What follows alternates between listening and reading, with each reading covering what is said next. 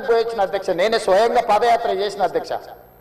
అక్కడ ఆడపిల్లలు వచ్చి, అయ్యా మా పిల్లలకు పెళ్లిళ్ళు అయితే మా పిల్లల్ని ఇక్కడ ఉంచుతలేము, మేము పట్టణమో ఎక్కడన్నా పోయి బతకమంటున్నాం, వీడుంటే పిల్లలు పుట్టడం కష్టం, పుట్టే పిల్లలు కూడా అంగవైకల్యంతో పుట్టే పరిస్థితి వచ్చింది అని. నేను అడిగిన ఆడబిడ్డల్ని, ఎందుకమ్మా, ఏం తల్లి, ఏం కష్టం వచ్చిందని. ఒకప్పుడు మూసీలో నీళ్లు ముంచుకొని మేము తాగేటోళ్ళమయ్యా, ఈరోజు చూడు నువ్వే చూస్తున్నావు కదా, మూసీ పక్కన నిలబడలేని పరిస్థితి, దుర్భరమైన కంపు, కలుషితమైన నీళ్లు. ఈ నీళ్లు ఇక్కడనే కాదు, మా పంట పొలాలలో పారి మా పశువులు మా మేకలు ఈ నీళ్లు తాగి చచ్చిపోవడమే కాకుండా మేము పండించే కూరగాయలు పంటలు ఇవే తినడం వల్ల మేము జీవించలేని పరిస్థితి వచ్చింది. మీరు ఏమైనా చేయండి, మా నల్గొండకి ఏమి చేయకపోయినా పర్వాలేదు, ఈ మూసి ప్రక్షాళన చేయండి, కలుషితం నుంచి మమ్మల్ని కాపాడండి అని చెప్పి వేలాది మంది ఆ రోజు అక్కడికి వచ్చి విజ్ఞప్తి చేసింది అధ్యక్ష. ఇన్ని పరిస్థితులను చూసి ప్రపంచం అభివృద్ధి చెందుతున్న విధానాలను చూసిన తర్వాత మా ప్రభుత్వం స్పష్టమైన నిర్ణయం తీసుకున్నది అధ్యక్ష. ఎట్టి పరిస్థితుల మూసీ నది ప్రక్షాళన చెయ్యవలసిందే. సంవత్సరానికి 365 రోజులు మూసీ నదిలో నీళ్లు ప్రవహించాల్సిందే అని ప్రణాళికలు సిద్ధం చేయాలని చెప్పి అధికారులను పిలిస్తే, అధికారులు మన స్థాయిలోనే కాదు ప్రపంచ స్థాయిలో అనుభవం ఉన్న కన్సల్టెంట్స్ ఉంటే మనకి ఈజీ అవుద్ది, వాళ్ళు ఇచ్చే నివేదికలు అంచనాలు సూచనలు మనకు ఉపయోగపడతాయని చెప్పి గ్లోబల్ టెండర్ పిలిచిన అధ్యక్ష కన్సల్టెంట్ కోసం. అందులో జాయింట్ వెంచర్ కన్సార్షియం కింద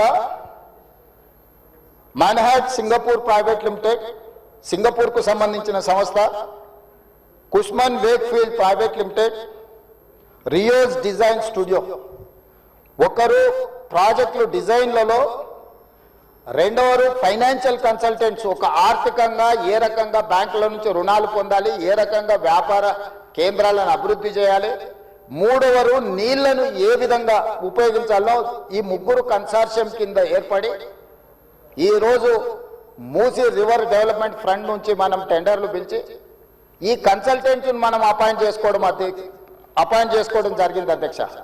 ఈ 3 వ్యాపార సంస్థలు కలిసి జాయింట్ వెంచర్ కింద ఈరోజు మనం మూసీ నది ప్రక్షాళన, మూసీ నది పునరుద్ధరణకు కన్సల్టెంట్గా ఉండి ఈరోజు నివేదికలు తయారు చేస్తున్నారు అధ్యక్ష. వాళ్ళు ఇచ్చిన ప్రాథమిక అంచనాలు, ప్రాథమిక నివేదికలు, ఫస్ట్ ఫేజ్ ఉస్మాన్ సాగర్ నుంచి బాపు ఘాట్, హిమాయత్ సాగర్ నుంచి బాపు ఘాట్, ఈ 2 ఇక్కడికి వచ్చి కలిసి బాపు ఘాట్ దగ్గర గాంధీ సరోవర్ మనం నిర్మించదలుచుకున్నాం అధ్యక్ష. ఇది 9.5 కిలోమీటర్లు ఉంది గండిపేట నుంచి బాపు ఘాట్ వరకు. హిమాయత్ సాగర్ నుంచి బాపు ఘాట్ వరకు 11.5 కిలోమీటర్లు ఉంది అధ్యక్ష దాదాపుగా. ఈ 2 కలిస్తే ఒక వి షేప్ లో అభివృద్ధి జరుగుతుంది. ఇది 21 కిలోమీటర్లు. గండిపేట పైన వికారాబాద్కి ఇంకా ప్రణాళికలు సిద్ధమవుతున్నాయి అధ్యక్ష. వీటికి నీళ్ల కోసము గోదావరి జలాలను 20 టీఎంసీలను తరలించాలి. 20 టీఎంసీలు తీసుకొచ్చి 15 టీఎంసీలు హైదరాబాద్ నగర దాహార్తిని తీర్చాలి. 5 టీఎంసీలు గండిపేటలో వదిలి శాశ్వతంగా ఈ నీటి సమస్యను పరిష్కరించాలి అని చెప్పి రోజు ప్రణాళికలు సిద్ధం చేయడమే కాకుండా 7,000 కోట్ల రూపాయలతోని గోదావరి నదీ జలాలను ఈ రోజు తరలించుకొచ్చి మూసీ నది, ఈసీ నదిలో వదిలి ఈ రోజు 3 నదుల యొక్క సంగమం చేసి ఈ రోజు అభివృద్ధి కార్యక్రమాన్ని ముందుకు తీసుకెళ్లాలని పనులు ప్రారంభించిన అధ్యక్ష. నాకు తెలిసి గోదావరి నదీ జలాలు రాబోయే 2 సంవత్సరాల లోపలనే మనము గండిపేటకు నీళ్లు తరలించుకొని వస్తాం అధ్యక్ష. ఈ రోజు ఇప్పుడు ప్రాజెక్టు ప్రిపేర్ అయింది. నెక్స్ట్ 3 months లో 31 మార్చి లోపల గండిపేట నుంచి గాంధీ సరోవర్ వరకు, హిమాయత్ సాగర్ నుంచి గాంధీ సరోవర్ వరకు 21 కిలోమీటర్లు కూడా మార్చి 31 లోపల అంచనాలు సిద్ధం చేసి టెండర్లను చేసి first phase of Musi river development front అభివృద్ధి కార్యక్రమాలను ముందుకు తీసుకెళ్లాలనుకున్నాం. ఈ ఫస్ట్ ఫేజ్ కి ఏడీబీ బ్యాంకు 4,100 కోట్ల రూపాయలు మనకు రుణం ఇస్తాం. ఈ ప్రాజెక్టులో విషయం ఉన్నది, ఈ ప్రాజెక్ట్ అవసరం ఉన్నది, అభివృద్ధి చేయడానికి మేము బ్యాంకు రుణాలు ఇస్తామని దీనికి సంబంధించి కేంద్ర ప్రభుత్వం కూడా మనకు అనుమతులు ఇచ్చింది. కేంద్ర ప్రభుత్వం అనుమతుల తర్వాత ఏడీబీ బ్యాంకు కూడా ముందుకు వచ్చింది. ఈ రోజు ఈ first phase detail project report దాదాపుగా నెక్స్ట్ 4-5 రోజులు సబ్మిట్ చేసినాము. వాళ్ళు కొన్ని క్లారిఫికేషన్స్ అడిగినారు. ఆ క్లారిఫికేషన్స్ నివృత్తి చేస్తే సంక్రాంతి లోపల ఫస్ట్ ఫేజ్ ఆఫ్ ప్రాజెక్ట్ కూడా మనకు క్లారిటీ వస్తుంది అధ్యక్ష. క్లారిటీ వచ్చిన తర్వాత ఎగ్జాక్ట్గా ఎంత జరుగుద్దో, దీని అంచనాలు ఏంది, నీళ్ళు ఏంది, ఏ విధంగా చెక్ డ్యామ్లు కడతాము, ఏ విధంగా నీళ్లు తీసుకొస్తాము. ఈరోజు ఉత్తి నీటి ప్రవాహమే కాదు అధ్యక్ష, ఈ ప్రాజెక్టు పేరు గండిపేట నుంచి గౌరెల్లి, గండిపేట దగ్గర ప్రారంభమై రామోజీ ఫిలిమ్స్ దగ్గర గౌరెల్లి ఔటర్ రింగ్ రోడ్కి కనెక్ట్ అవుతుంది అధ్యక్ష. ఇది 55 కిలోమీటర్లు అధ్యక్ష. ఈ 55 కిలోమీటర్లు కూడా ఎలివేటెడ్ కారిడార్. ఈరోజు ఔటర్ రింగ్ రోడ్డు 160 కిలోమీటర్లు ఉంది. మధ్యలో నుంచి మధ్యలోకి పోవాలంటే 80 కిలోమీటర్లు ప్రయాణం చేయాలి. కానీ అదే గండిపేట నుంచి గౌరెల్లి వరకు మీరు ఎలివేటెడ్ కారిడార్ వేస్తే 55 కిలోమీటర్లలోనే మనం ఇక్కడ నుంచి అక్కడికి ప్రయాణం చేయడానికి అవకాశం ఉంది అధ్యక్ష.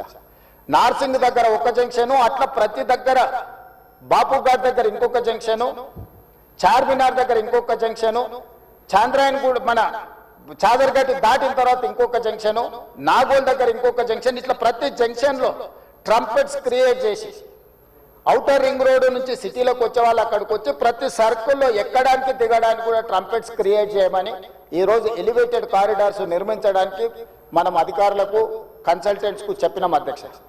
ఈ ప్రాజెక్టులో భాగంగానే మిరాలం ట్యాంకులో వచ్చే నీళ్లు కూడా మిరాలం ట్యాంక్ నుంచి జవహర్లాల్ నెహ్రూ జువాలజికల్ పార్క్ నుంచి ఆ నీళ్లు వచ్చేసి మూసీలో కలుస్తాయి అధ్యక్ష. It is connected to Musi only.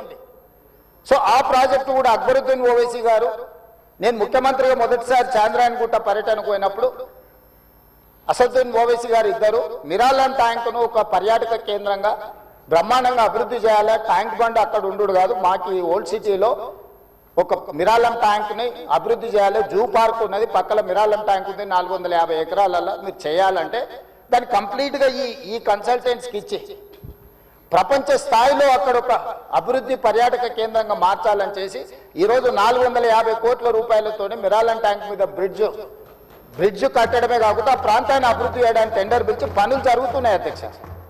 రాబోయే 2 సంవత్సరాలలో ఆ ప్రాజెక్టు కూడా పూర్తి చేస్తాం అధ్యక్ష. ఓల్డ్ సిటీ అని నెగ్లెక్ట్ చేయలేదు అధ్యక్ష. నేను చెప్పిన అది ఓల్డ్ సిటీ కాదు, అది ఒరిజినల్ సిటీ. ఒరిజినల్ సిటీని రివైవ్ చేసి ప్రపంచంలోనే ఒక గొప్ప నగరంగా మా హైదరాబాద్ నగరం అని చెప్పుకునే విధంగా అభివృద్ధి చేస్తామని చెప్పి మాట ఇవ్వడం జరిగింది. దాంట్లో భాగంగానే ఈరోజు గౌలిగూడ దగ్గర వదిలేసిన మెట్రోను ఈరోజు చాంద్రాయన్ గుట్ట వరకు పొడిగిస్తున్నాం అధ్యక్ష. ల్యాండ్ ఎక్వేషన్ జరుగుతుంది. అక్బరుద్దీన్ ఓవైసీ గారే మలక్పేట ఎమ్మెల్యే గారు ఇక్కడ ఉన్నారు. ఈరోజు నష్టపరిహారం అడిగినంతగా భూములు కోల్పోయే వాళ్ళకి ఇచ్చి ఈరోజు మెట్రో పనులు ప్రారంభించిన అధ్యక్ష. మిరాలం ట్యాంక్ ప్రారంభించిన అధ్యక్ష. అదేవిధంగా longest flyover PV Narasimha Rao flyover తర్వాత రెండో లాంగెస్ట్ ఫ్లైఓవర్ మన్మోహన్ సింగ్ గారి పేరు మీద ఫ్లైఓవర్ని జూ పార్క్ దగ్గర మనం ప్రారంభించుకున్నాం అధ్యక్ష. ఓల్డ్ సిటీ నెగ్లెక్ట్ చేయలేదు అధ్యక్ష. అండర్ గ్రౌండ్ డ్రైనేజ్ చంద్రాయన్ గుట్ట ప్రాంతానికి మనం నిధులు ఇచ్చినాం అధ్యక్ష. ఇవన్నీ కూడా పాత నగరాన్ని, ఇది మన తలమానికము, మన యొక్క గొప్ప గౌరవము హైదరాబాద్ నగరం అని చెప్పి ఈరోజు హైదరాబాద్ నగరం మీద ప్రత్యేకమైన దృష్టి పెట్టి ఈరోజు కార్యక్రమాలు తీసుకుంటున్నాం అధ్యక్ష. ఇక మళ్ళీ మూసీకి వస్తున్న అధ్యక్ష. ఈ మూసీని కేవలం మా మిత్రులు పాయల్ శంకర్ గారు అడిగారు, ఇది ఉత్త నీళ్ళే తీసుకొస్తారా, దీన్ని వ్యాపార కేంద్రంగా చేస్తారా?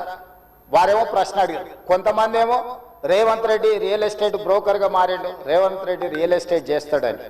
అధ్యక్ష, రియల్ ఎస్టేట్ ఒక ఇండస్ట్రీని ప్రమోట్ చేసి ఇండస్ట్రీకి అవసరమైన వసతులు కల్పించడం అనేది ప్రభుత్వం యొక్క బాధ్యత.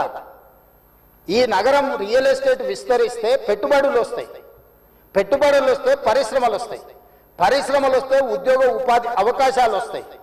ఈరోజు ఎకానమీని మనం పెంచుకోవాలంటే, ఆర్థిక వ్యవస్థ బలోపేతం కావాలంటే ఆ రోజు కూడా ఇట్లనే మాట్లాడిన డాక్టర్ వైఎస్ రాజశేఖర రెడ్డి గారు, అంతకంటే ముందు నేదురుమల్లి జనార్దన్ రెడ్డి గారు హైటెక్ సిటీకి మొట్టమొదటిసారి ఫౌండేషన్ స్టోన్ వేసినప్పుడు పి జనార్దన్ రెడ్డి గారు పట్టుబట్టి మొట్టమొదట ఫౌండేషన్ స్టోన్ హైటెక్ సిటీకి పడ్డది. పి జనార్దన్ రెడ్డి గారు ఎమ్మెల్యేగా ఉన్నప్పుడు, నేదురుమల్లి జనార్దన్ రెడ్డి ముఖ్యమంత్రి ఉన్నప్పుడు పివి నరసింహారావు గారు వచ్చి మొదట హైటెక్ సిటీకి శిలాఫలకం వేసింది వాళ్ళు. తర్వాత ఆగిపోయింది. ఆ తర్వాత చంద్రబాబు నాయుడు గారు వచ్చిన తర్వాత మళ్ళీ చంద్రబాబు నాయుడు గారు, అటల్ బిహారీ వాజ్పేయి గారు వచ్చి హైటెక్ సిటీ నిర్మాణం చేశారు. ఆ రోజు కూడా ఇదే ఆరోపణలు చేశారు అధ్యక్ష. ప్రభుత్వం రియల్ ఎస్టేట్ వ్యాపారం చేస్తుందా, ప్రభుత్వానికి ఏం పని ఉంది అని. కానీ ఇలా విస్తరించిన నగరం ఎక్కడొచ్చింది అధ్యక్ష? సైబరాబాద్ అని గొప్పగా ఎందుకు చెప్పుకుంటున్నాం? ఐటీ కంపెనీలు, ఫార్మా కంపెనీలు, global capability centres, data centres ఇవన్నీ ఎక్కడి నుంచి వచ్చినాయి అధ్యక్ష?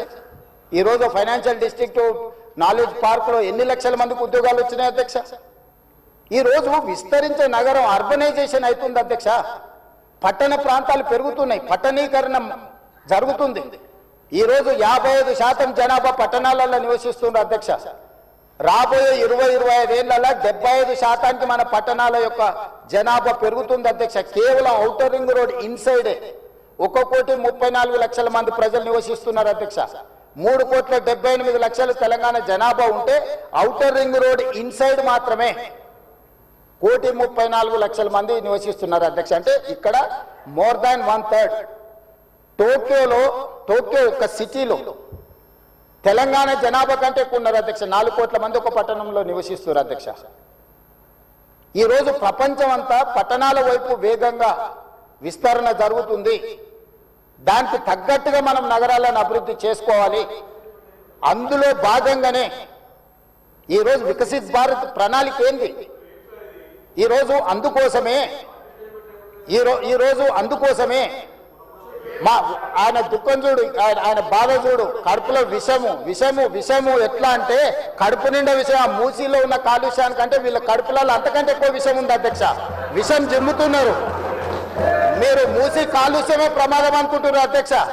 ఈ మనుషుల కడుపుల్లో ఉన్న విషయం మూసీ కాలుష్యానికంటే ప్రమాదకరంగా తయారైంది అధ్యక్ష. ఏం నొప్పి అధ్యక్ష? నేను ఎవరినైనా విమర్శించిన అధ్యక్ష? నేను ఈ ప్రభుత్వం ఏం కార్యక్రమాలు చేపట్టబోతుందో సభలో సభ్యులు మాకు తెలవాలని అడిగినారు. పాయల శంకర్ గారు ఏం అడిగినారు అధ్యక్ష? మేము సభ్యులము, ప్రభుత్వం ఏం చేస్తుందో మాకు వివరించండి, మేము కూడా మా చేతనైనా సాయం చేస్తామని మాట్లాడినారు అధ్యక్ష. నేను వివరాలు చెప్పే ప్రయత్నం చేస్తే విషయం ఎందుకు కక్కుతున్నారు అధ్యక్ష? ఈరోజు క్వశ్చన్ అవర్లో సప్లిమెంటరీ క్వశ్చన్స్ 2 ఉంటాయి. 10 క్వశ్చన్స్ ఉండవు, 10 మందికి ఇయ్యరు. స్పీకర్ గారు అలౌ చేశారు, స్పీకర్ గారు నాకు అనుమతించారు వివరించమని. స్పీకర్ గారి అధ్యక్ష వాళ్ళ ప్రాధాన్యత ఏందో మీకు అర్థమైంది కదా అధ్యక్ష? ఈ చర్చ జరగవద్దు, ఈ నిజాలు ప్రజలకు తెలియవద్దు. విషం కడుపు నిండా విషం. మీరు కళ్ళు చూడండి అధ్యక్ష, అసలు వాళ్ళ కళ్ళలో చూడండి. వాళ్ళ కళ్ళెక్కిన ఓలే శక్తి ఉంటే ఆ విషపు కళ్ళతో చూస్తే మొత్తం కాలి బూడిదైపోయేటట్టు చూస్తున్నారు అధ్యక్ష. కప్పిపుచ్చుకోవడానికి అద్దాలు పెట్టుకుంటున్నారు అధ్యక్ష. అద్దాలు పెట్టుకుంటున్నారు అధ్యక్ష. అద్దాలు పెట్టుకున్నా మీ విషపు చూపులు ప్రజలకు అర్థమవుతాయి. అందుకోసమని నా మాట ఒక్కటే అధ్యక్ష. ఈరోజు తెలంగాణకు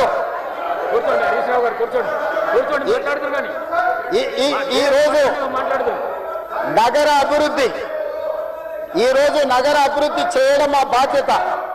ఈరోజు ఇన్ని మాటలు మాట్లాడుతున్నారు కదా అధ్యక్ష. ఆనాడు కాంగ్రెస్ లో గెలిచిన ఎమ్మెల్యేని తీసుకొని మూసీ రివర్ డెవలప్మెంట్ కార్పొరేషన్ కు చైర్మన్ చేసింది ఎవరు అధ్యక్ష? ఎవరు? ఈ రోజు వివరాలు చెప్తుంటే ఆ నొప్పెందుకు అధ్యక్ష? ఆ నొప్పెందుకు? మీరు అనుమతి ఇచ్చిన తర్వాత వాళ్ళెవరు అధ్యక్ష ప్రశ్నించనికే? వాళ్ళెవరు సభ్యులు? ఈ రోజు అక్బరుద్దీన్ ఓవైసీ గారు, పాయల శంకర్ గారు, లేకపోతే కాలేరు వెంకటేష్ గారు. ఆ కాలేరు వెంకటేష్ గారినైనా చూసి నేర్చుకోండి, కనీసం ఒక అవగాహన వస్తుంది. స్పష్టంగా నేను అంబర్పేట పోయినప్పుడు చెప్పిండు, 100% అంబర్పేట శాసనసభ నియోజకవర్గంలో మేము మూసీ నది ప్రక్షాళనకు సహకరిస్తాము. మా పేదలకు అందరికీ మంచి ఇండ్లు కట్టించండి, మా ప్రభుత్వ కార్యాలయాలు కట్టించండి, మా ప్రాంతాన్ని అభివృద్ధి చేయండి. నేనే ముందు భాగాన నిలబడి మూసీ నది ప్రక్షాళనకు సహకరిస్తానని అంబర్పేట ఎమ్మెల్యే కాలేరు వెంకటేశ్వర గారు ముందుకు వచ్చి బహిరంగంగా మైక్లో చెప్పిండు. నిన్నగాక మొన్న వచ్చి నన్ను కలిసి చెప్పిండు. ఆ పక్కనే ఉప్పల్ ఎమ్మెల్యే లక్ష్మారెడ్డి గారు వచ్చి కలిసి, సార్ మా ప్రాంతాన్ని అభివృద్ధి చేయండి, మూసీ నదిని ప్రక్షాళన చేయడం ద్వారా మా ప్రాంతానికి ఉపయోగపడుతుంది, మీరు చాలా మంచి పని చేస్తారు, మీరు వేగంగా ముందుకు వెళ్ళండి, మా వైపు నుంచి మీకు ఏం సహకారం కావాలని చెప్పి ఆ శాసనసభ్యులు వచ్చి కలిసిరు అధ్యక్ష. ఇవాళ నేను ఒకటే అడుగుతున్నా అధ్యక్ష, ఈ రోజు మూసీ నది ప్రక్షాళన చేసుకుంటే నల్గొండ, ఈ రోజు మూసీ నది ప్రక్షాళన మేము చేస్తున్నామంటే మీరు చెయ్యాలంటున్నా వద్దంటున్నా? ఒక్క మాటలో చెప్పండి. మీరు చెయ్యాలనుకుంటే ఏం చెయ్యాలో సూచన ఇవ్వండి, వద్దంటే మీ కడుపు మంట ఏందో చెప్పండి, తెలంగాణ ప్రజలు నిర్ణయించుకుంటారు. అందుకే ఈరోజు మూసీ నది పరివాహక ప్రాంతాన్ని నైట్ ఎకానమీగా మారుస్తా అని చెప్పిన అధ్యక్ష. పట్టణం అంతా రాత్రి 9 గంటలకు నిద్రపోతే రాత్రి 9 గంటల నుంచి ఉదయం 6 గంటల వరకు మూసీ నది పరివాహక ప్రాంతంలో నైట్ ఎకానమీని రివైవ్ చేసి అక్కడ హోటల్స్, ఆఫీసులు, అదే విధంగా ఫుడ్ కోర్ట్స్, కల్చరల్ యాక్టివిటీస్ వీటన్నిటిని కూడా ప్రపంచ స్థాయి నగరంగా మార్చడానికి నైట్ ఎకానమీని ఓపెన్ చేయబోతున్నామని చెప్పినాం అధ్యక్ష.